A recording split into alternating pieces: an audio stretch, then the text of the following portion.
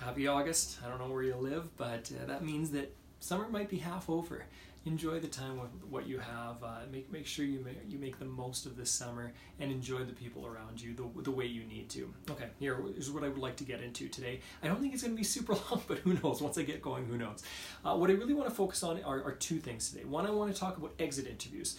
Whenever you've got a client or a customer, no matter how small or how big, make sure that you are connecting with them on the back end to make sure your service is fantastic and how you can relate to them, how you can connect to other people in their network, take care of them, bring value, make sure your company grows as well. That's the first thing. And the second thing is kind of my idea on kind of the three phases of business as a solopreneur, as a small entrepreneur, three ways that you can make your business grow the most and what skills you need in each phase. So I'll start off with exit interviews. I consistently ask my clients three questions when I take off or they take off or whatever, if a relationship's ending for any reason.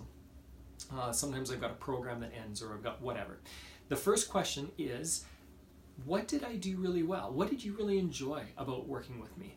I always ask that question because I want to know what skills I'm strong in, as well as what people's perception of me is. When I understand what they like, I'm understanding what other people could potentially like. The second question I ask is, what didn't you like? What could I improve? I can ask this in a number of different ways. I could say, what could I improve on? If I could do one thing differently, what would it be? I'll ask some question which is a soft way, where somebody, if you simply say, what am I bad at? People don't typically answer that question. But if you make it softer, people are willing to give you some feedback, which is super valuable. How can I be better for my future customers, for my future clients, for the people that I work with? That's a really important skill to develop, is understanding how to take that criticism and critique. When you ask these questions, summarize what people are saying. So if, for example, if I ask what I do really well and somebody says, Mark, you really seem to listen well and try to understand me very well. I say, I can respond by, oh, okay, so how did that help you maybe? They can respond by saying, well, I felt really comfortable with you and I was able to share more with you. I was able to go deeper into myself because I felt safe with you. And I go, okay, so me being able to listen to you created kind of a safe place for you to learn and grow. Yes, that's it. Number two question, what could I improve on?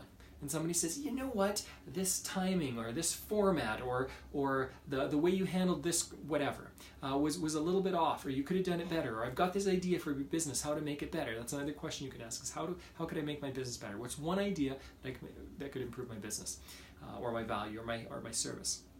And again, I will respond by summarizing what they've said.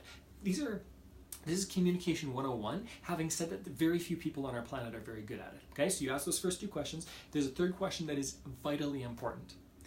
That third question is, who do you know?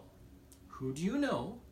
Not do you know somebody. When you ask somebody, do you know someone? Do you know something? Could you help me with this? Often the answer is simply going to be no. I don't know of anyone. It's the same as asking, it's a programmed response in our minds. Do you know of anyone? No. You're not going to think about it hard. Having said that, if I ask, who do you know that I could really help in the ways I've helped you? Now somebody's mind goes. Now they assume that they have an answer, and they're going to be searching for answers a little bit, which is really, really valuable. You don't have to get all the contact information right then. Simply say, yeah, give me a couple of first names of people who come to your mind, and I'll follow up with you. That's it. It's a really simple way to conduct things. It takes a few minutes of people's time. It's not a waste of their time. It's providing value. Lastly, after those first three questions, I often add in a fourth. Depends what somebody answered for those first two, and it depends what relationship I had with them. But if at all possible, what I will do is ask this last question. That is, would you be willing to write a really quick testimonial for me? Now, when I do that, I make it as easy as possible for the other person. I will say something like, hey, can I send you an outline? You can just fill in 3 answers. Or could I have a quick video interview with you? Some people are like, I hate writing. And he goes, okay, really quickly, can I interview you on the phone and I'll just transcribe it? Whatever. I make it easy for somebody else to say kind things about my business. That's fantastic. You can also at that time ask people to like Facebook or to like Google or to like some other business page that you have, or provide a testimonial there. It's really helpful. It's going to grow your business a lot. So those are the 3 questions with the extra one added on. The bonus question, make sure that you're doing that with every client and customer you've got. Unless you're selling something under, I don't know, $5. Even then though, usually you can find out what kind of service you've got and what you can improve. And usually even then, you can grow your business, okay? Next is the phases of business, okay? And I've got basically 3 phases. Phase 1, phase 2, phase 3. And the way these work is really unique in that you are always working on phase 3, right from the beginning. Right from the beginning of your company, you're working on phase 3. If you want to make a really good company, if you want to make this profitable, right from the beginning, you're working on phase 2, okay? So this is phase 2, this is phase 3, this is phase 1. In phase 1, what you're really trying to do is build up your base clientele. You're working on marketing and sales. That's what your primary focus is on, is listening, communication, influence, persuasion, sales, marketing. Those are the key skills you need in phase 1. And you are working hard to simply build cash flow. You want as much cash in your business as possible. Don't spend too much on anything if you're not going to be able to make some money. But usually during phase 1, you're also reinvesting that money, once you have enough, into your business, okay? Phase 1, you're always reinvesting into your business. Phase 2, you're reinvesting into your business. So only phase 3, where you take money and start playing with it in a different way, okay? If you're happy with where your business is at.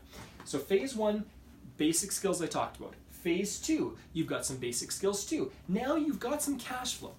In phase 2, what you're really working on are systems. Phase 1 is often chaos in a small business. Especially if it's your first business.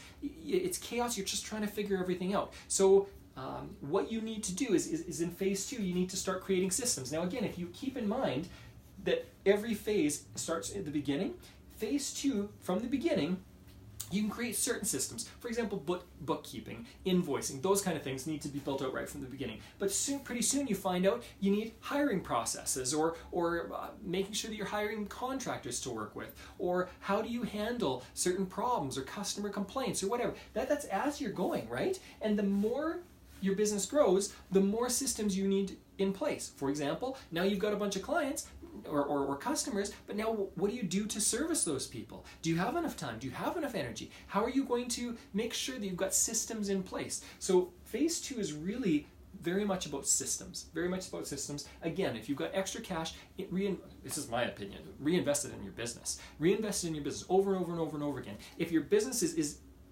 taking care of the bare minimum of life, but is building, that's what you want so you can get to phase 3. Phase 3 is where your business is running properly. You've got systems in place, you have people in place. Even if you only have 2 employees, that's fine. You've got people in the right places so that you've got the business that you want. You're making the amount of money you want, and you're starting to create the lifestyle you want. What phase 3 is really about is management. That's the major skill you need in phase 3. Now you can start pulling money out, but you're always going to be managing the people and the systems that you've grown in your business, the sales systems, the marketing systems, the people, all of that needs to be managed properly. There are people who talk about passive income. And in my opinion, there's no such thing. There's no such thing as passive income. No matter what stage your business is at, even if you sell your business to somebody and they give you a big chunk of money, even then, you're going to figure out how to manage that money. In phase 3, no matter what your exit strategy is, no matter where your business could be in the future, no matter where you want it to be, you're going to be managing something. And you need to develop managerial skills, managing people, managing money, managing the systems, so that everything is running smoothly, even if you get this big payout and you can start resting a little bit in life. That's fantastic. Here's my exit strategy, and I talk about this a lot with my clients because I believe it's important. Most business owners that really know how to build a business, they don't retire. At least not in the traditional sense of retirement. Now again, this is my belief, take it for what it is, tongue-in-cheek. I don't believe that people who are serious about life are retiring by going somewhere and sitting on a beach for the rest of their lives, or golfing for the rest of their lives. I don't think that anybody who's built a life that's worth living is going to be doing that with all their time. Now, does that mean golfing's bad or sitting on a beach is bad? No, there's nothing wrong with those activities. But my guess, for most of you watching this, if you're serious about your business, is you're building this so that you can do what you want when you want. not so that you can simply watch more Netflix. That's not the purpose of life. So what I'd encourage you to do is, even from the beginning, think, how would you like to manage things? What is your exit strategy? How do you want to live life when your business is at a certain point in growth? And then monitor where you're at right now. My guess is that most of you are right here. And then go hard at cash flow. Make sure you've got enough clients. Make sure you've got enough customers. Simply bring in enough money to feed your business and to grow it, grow it, grow it. Think about a plant. Think about harvest. You don't really know when most plants are going to produce fruit and be harvested if you haven't dealt with that plant before, okay? I'll give you an example. My wife and I start tomato plants. I say we, it's her. She loves getting things into the greenhouse. So we start tomato plants often in February or March. Now that's a long way from when we're getting fruit. October, November from our plants, okay? October usually. But when you plant these seeds, it doesn't look like anything's happening. You're working and you're planting and you're getting dirty and you're planting these seeds, but you don't see anything necessarily yet. You've got to believe, though, that a harvest is coming. And the reason you can believe that is you've got other people around you. You've got coaches like me, myself, or other people that go, hey, listen, trust me, I've been through this process before. A harvest will come if you follow these steps, if you take care of things properly. And then what you do is when that sprout comes up, you feed it. You make sure it's got the right fertilizer. It's got the right soil. You can mix in new soil if you need to. Don't disturb things too much at this point, right? And then in phase 2, you're growing. You're giving lots of water, lots of sun. You're making sure it's out in the wind a little bit so that it doesn't become a weak plant. In the same way, in your business, you need to have a robust business. Make sure that you're giving it what it needs. Reinvest in that. And if that's the case, it will grow and you'll start to be excited as it's really green and then you start to see buds, but you haven't had any fruit yet. With that plant, with the tomato plant, I haven't received any sustenance from that plant. Not only that, I've got to still wait while those plants grow, and I've got to make sure that I'm consistent in this business. I'm not taking breaks, huge breaks during this time. I'm not saying holidays are bad. Take holidays. Take rest on weekends, in mornings, whatever it is. But make sure that you're reinvesting in this until you fully have the fruit of the harvest. Know that if you have a plant and you treat it properly, you get a fantastic harvest. Every single time. If you've taken care of it properly. If all the conditions are right, and if it's normal conditions. And in the same way in a business, under normal conditions, it's even in downtrending economies, that's a normal condition to me, okay? In normal conditions, if you feed your company the proper way, you can build a fantastic company that's going to create generations of help for your family. You can completely change your family tree, and you can grow something that you can be proud of, that other people will look back and go, hey, that old Grandpa Mark, or whoever it is, he did something special. And because of that, we can enjoy certain things and do certain things and invest in ourselves in certain ways and invest in other ventures and be philanthropists and do all these other crazy things in beautiful ways because of the way he invested in himself and us. And that would be a beautiful eulogy for your funeral. It'd be a beautiful way to have other people recognize that you invested in them, that you've invested in people. It was more than simply a business. Enjoy this month. Make the most of it. Like I said, as of this recording, it's August. What I really appreciate is if you invest in yourselves. Make sure you're taking care of yourselves. And as you do that, continue to invest in your business. Grow it. Ask great questions in exit interviews. And what you will do is grow yourself in magnificent ways. I'm excited about this process.